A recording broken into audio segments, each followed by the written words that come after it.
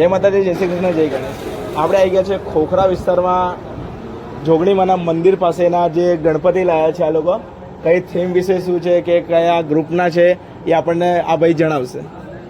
અમારા જય જોગણીમાં યુવક મિત્ર મંડળ સાર્વજનિક ગણેશ મહોત્સવ અમે 15મા વર્ષમાં મંગલ પ્રવેશ કર્યો છે અને આ વખતે અમે ભગવાન પોતે કૃષ્ણ ભગવાનનો અવતાર ધારણ કરીને અર્જુનને મહાભારતનું યુદ્ધ લડવા માટે તૈયાર કેવી રીતના કરે છે એ ઉદ્દેશ આપતા અમે ગણપતિની સ્થાપના કરી છે અને શ્રીમદ ભાગવદ્ ગીતાનું મહત્વ દર્શાવતા ગણપતિની સ્થાપના કરી છે.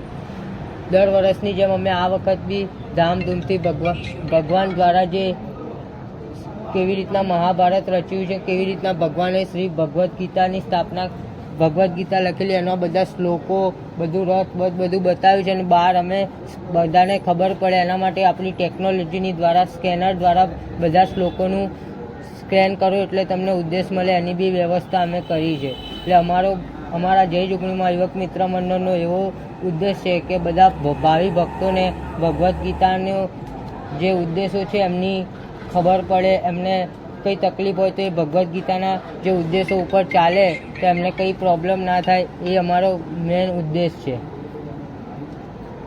જોગણીમાં યુવક મિત્ર મંડળે સરસ મજાની થીમ ગોઠવી છે. જે મહાભારત રચાયું હતું એ ટાઈમ ઉપર એ રીતની થીમ આ લોકો લાયા છે. કૃષ્ણ ભગવાનના સ્વરૂપમાં ગણપતિ બાપ્પા બેસાડ્યા છે. તમારે જો ગણપતિ બાપ્પાના દર્શન કરવા હોય તો સ્ક્રીન ઉપર જે એડ્રેસ આપું છું ત્યાં ખોખરા સર્કલ ઉપર પહોંચી જજો. જય માતાજી, જય શ્રી કૃષ્ણ, જય ગણેશ.